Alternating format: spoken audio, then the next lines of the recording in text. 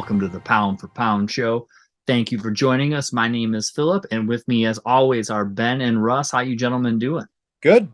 Live from my phone. I see Yes. that. Yeah, Russ had We had technical difficulties this evening.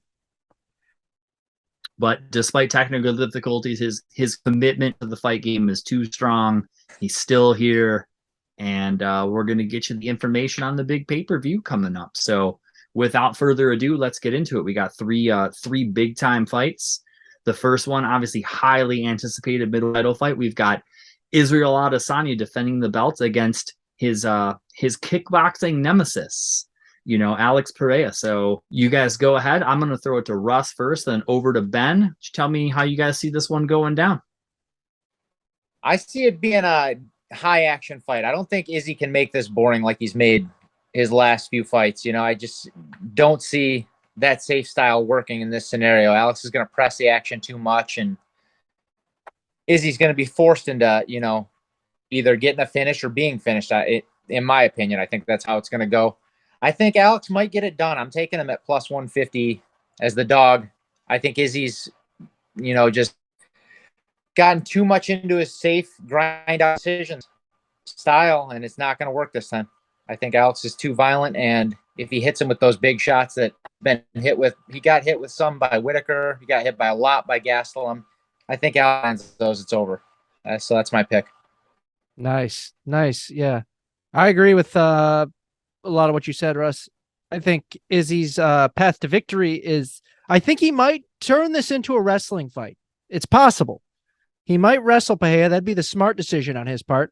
There's also another path to victory, which is point fighting from the outside. I think he's very capable of that. But like you said, Russ, Pereira is going to make this he's going to be very aggressive, and he's going to try and back Izzy down. It's just a matter of if Izzy can take him down or keep the distance, I guess. But I will go with Pereira via knockout. I think Pereira is going to get it done via knockout. What do you think, Phil? It's kind of wild that all three of us are in agreement on like a pretty decent underdog. But yeah, I'm going to take Pereira as well. I agree with most of the points you guys said. I do. Again, I have to agree with you, Ben. I think that the X factor could be that, because Pereira is so new in MMA that Izzy could try to work in some wrestling and try to really throw him off his game. I don't think the point fighting is going to work. I think that's just, you're just playing with fire, just sitting on the outside. Pereira is long, he's aggressive, and I think it's only a matter of time before he catches him if he does. But, I've thought this numerous times about Izzy, so I don't want to sleep on him, obviously. Like he's been so slick for so long, and I could be wrong, but I just think that that's a dangerous game to play. So I hope Russ is right, and it's just a firefight, and it doesn't go very long, and it's two dudes just swinging for the fences until someone goes to sleep. So that's awesome. Izzy has been in some boring fights lately, to the point where you don't even look forward to seeing him anymore, where he was one of the most exciting dudes on the planet. Mm-hmm. I disliked him quite a bit when he was an exciting fighter, so you can only imagine how tired of this dude I am now. That's true. Yeah. You could watch him grind out these boring, terrible fights, and then he goes and cuts these like WWE style promos that he's gonna like take this dude's blood, like Moxie's gonna eat his bones and crush his blood, and these crazy, and then the he comes Undertaker out entrance, boring as hell. Yeah, and then he's boring as hell again. So, like I said, I hope he gets his freaking block knocked off. That's what we want to see. Violence early.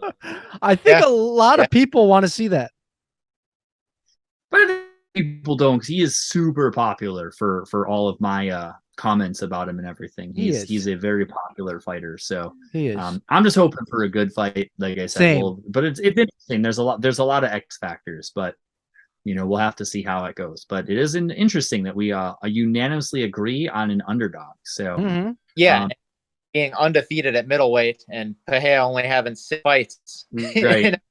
So it's shocking that we're all in agreement on this, but it might be a combination of like thinking he can do it and really wanting it to happen. Yeah. That's possible. That could be slightly tilting it. So like I said, but yeah, if nothing else, I hope he brings out like the best of Adesanya, and we just see a fun hitting fight and not like another snooze fest. So, because that last fight against, was it Cannoneer? Like that Yeah. was rough. It That was. was That just rough. one before that against Vittori were both just 10 rounds of pain of like Yeah. nothing happening, you know, Yeah. True. like advantage in like almost every aspect and just not pulling the trigger. It was, you know, well, we had to sit there and watch. Just playing it safe. Yeah. So another the other big fight, the strawweight women's title fight, is we've got the champ Carla Esparza defending against Wiley Zhang, who, despite being the challenger, is a massive favorite in this fight. So Ben, I will throw it to you and then over to Russ. Let me know how you guys see this one going down. So this fight, you guys probably would agree, is just a battle of styles and who can impose their will and their style. Carla's the clear wrestler. Zhang is the clear striker, better striker. So it's a matter of if Carla can get it to the ground. And that's really it. If she can't get it to the ground, she's going to get pieced up and she's probably going to get finished. And I'm probably picking with my like heart here, like I normally do, but I'm rooting for Zhang, and I think she's going to keep it on the feet and piece Carla up. Hopefully we see that, but let's go with, I'm going to go with Zhang by TKO in the, I'll say the third. What do you think, Russ? Yeah, I think Zhang has every advantage outside of wrestling, which I think like her takedown defense will be enough to keep it on the feet. She's short enough and like, you know, has a strong enough base, and she's just way stronger than Carla, you know, so I think she'll be able to push her off her and do what she wants. I think, you know, Carla had her fun with her, you know, wedding gift belt that Rose gave her. You know, Rose decided to just wrap her up the belt and say, take it, I'll go. I don't know if Rose is retired or what she's doing, but she wanted no part of that fight for whatever reason. Yeah, so now she's got to do and she's going to lose it. I think it's going to be pretty one-sided. I don't know that she'll get the finish or if she'll just beat the hell out of her for 5 rounds, but Zhang is the pick here. Yeah. I don't have much to add to this. Like, you guys pretty much covered it. Like I said, to Ben's point, you know, and I think it's even more that it was unexpected, but Rose was able to take Wiley down and hold her down. I think it was more of the fact that she wasn't prepared for it. I think with a full camp to prepare for someone where she has little to no fear of her striking, and she just has to know that you just protect the takedown at all costs. And yeah, I don't, you know, like I said, unless Carla's wrestling and strength and conditioning significantly better, I don't like her chances this one. I think she gets beat up. I think she gets beat up, and she'll be lucky to get out of the second round. I think Wiley's just going to put it on her and, you know, get her out of there pretty quick. So that would be my pick. Nice. Yeah, very much. It's like, you know, you reach the mountaintop and like you're not doing any title defenses. That's a wrap for you now. Yeah. It would be shocking. I don't know. Would you guys say it's possible that she is like I don't want to call her least popular, but like, no, maybe other than Michael Bisping when he won the belt, like it's like pretty much unanimous. Like she's the champ and she's a 3-1 underdog. Like no one thinks she can. And I think if she was fighting anyone in the top 5, it would be the same thing. I don't think anyone has confidence that she's the best fighter in that division, except maybe her. Yeah, I would agree 100%. Yeah, I mean, she's on a winning streak, but like it's all decisions for the most part. And then the Rose title fight just was like baffling how Rose didn't engage for 5 straight rounds of nothing. So it was, Carla didn't win that fight. Rose lost that fight. Yeah, I mean, speaking of painful fights to watch, good Lord, that fight was rough. Yeah, I wanted to get beat up just for participating in that. Yeah, right. She made me watch that, and I have not forgiven her. So that was rough. But move on to our third and final fight we're going to discuss tonight, and I get the feeling this will not be a boring fight, and I get the idea that we will probably not be unanimous on this one as well. We got Dustin Poirier and Michael Chandler. This one's been in the makings for a while. two guys who are almost always fun to watch. Lots of finishes, lots of skills. Should be a good one. Russ, how do you see this one going down? I'm taking Chandler for a couple reasons. I think he's just, a little more hungry at this point in his career. I think Poirier's kind of 1 foot out the door. Like, he got his 2 McGregor paydays, his red panty nights, and like he's kind of heading out now, it seems like to me. And it seems like Chandler's just the hungrier and more destructive fighter at this point in their career.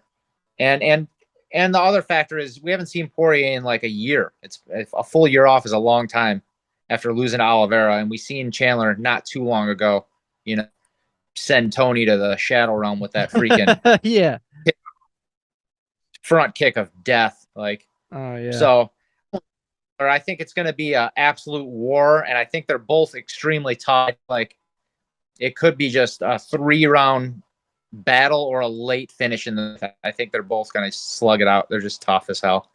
But I see it going Chandler's way. Okay. Yeah, you just reminded me that it's 3 rounds, because in my mind I was thinking it was 5, which would favor Dustin. So 3 rounds, that's tough then. You know what? I hate to do it, but I'm gonna make what I think is the smart pick in this. I think Chandler is gonna get it done. If it were a 5-round fight, I'd take Dustin. But I think a 3-round fight favors Chandler. He can use all that gas tank like pretty efficiently within those 3 rounds. And he's just got, like you said, Russ, yeah, he is more hungry at this stage in his career. Huh?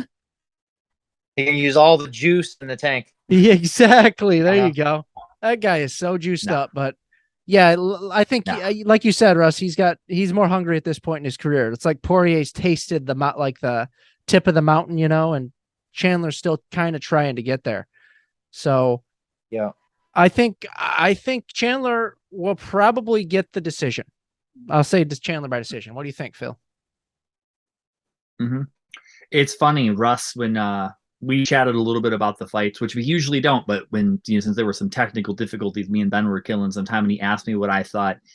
And I think almost word for word, I said the same thing you did. Right. I just don't think it's the same Dustin Poirier that we're used to. And, Chandler's got some pretty serious momentum. I'm surprised he's a 2-1 underdog.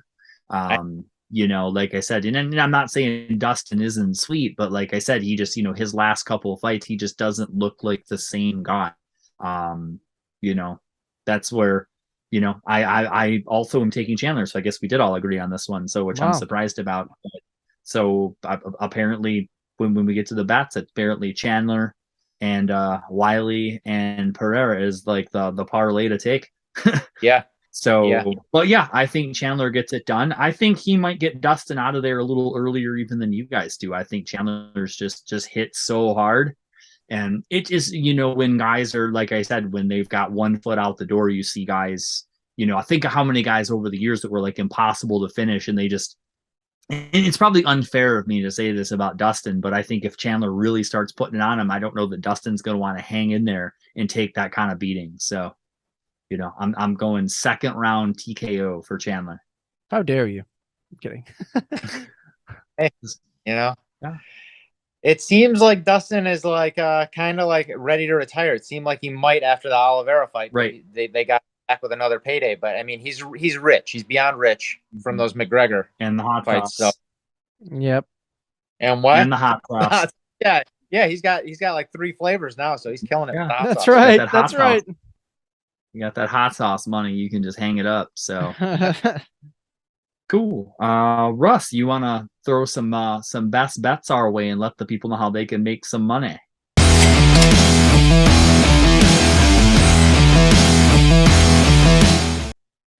For the best bets this week, we're going to focus exclusively on the 3 fights we talked about. Going Chandler at, let me see, plus 180 on Chandler. Going over 1.5 rounds in that fight at minus 130. They're so tough that they'll be able to withstand the punishment, even though it's going to be fist. Then for Zhang Weili, I'm taking her at minus 350. It's a big line, but I just don't see a way she loses. impossible to me for her to lose. Mm-hmm. And then taking Pahea plus 155 and the under 4.5 rounds at plus 110 on that. I just don't think that one's going to go to decision. He's going to force out, or he's going to force Izzy to either, knock him out or be knocked out. Like it's going to be somebody's getting finished. That's how I feel. So 5 bets on the last card, went 1 and 2. I won on the Makachev minus 175 and then lost on TJ, who fought with one arm and lost on Sean Evers. You gotta throw that in there. Well, I mean, that was a completely unfair bet. That should actually count. Yeah, a push thing or a no bet because it should. Yeah. One arm, Yeah, it is messed up. Information they should have revealed. Yeah. But yeah, I like your bets this week, Russ. Some great hopefully ones. This is a good one. Yeah. Parlay some of them together, like Phil said, and really make some dough. Yeah, it might. I didn't look into it, but it might be worth taking Wiley by finish. Like I cannot see Carlo standing that for 5 rounds. So you probably get a better payout if you took her by KO TKO. Sure, it'll probably be like minus like 150, something like that. Yeah, quite a bit. So I would be, Carlos been finished a couple times by strikers. I just can't. And those were in 3-round fights. I don't see her hanging in there for 25 minutes the way Wiley hits people. So. Yeah, she's so freaking thick, man. That chick is crazy looking. She's violent. them in pretty hard. So yeah. Anything else you gents wanted to add before we let the people go for the evening? I think that's all over here. I'm just excited for this card. It's a loaded card. Finally, we get a real good one. It's a good one, man. Up to how good they are on paper. Oh, please, for the love of God. Lots of good fighters on the card. Dan Hooker's on the card. Frankie Edgar's on the card. So it should be a fun one to watch. Dominic Reyes. Hopefully everybody enjoys it. He finally is conscious again. Like after Yuri ended him. I thought he was still on a canvas somewhere in the performance center. So I hope everybody makes weight. Nobody torn shoulders, and we can have good fights. Yes, can't wait. Absolutely. So, should be good. I hope everybody enjoys it. We'll be back to chat about it soon. Everybody have a great one. We'll see you guys soon. Enjoy the fights. See ya. The money.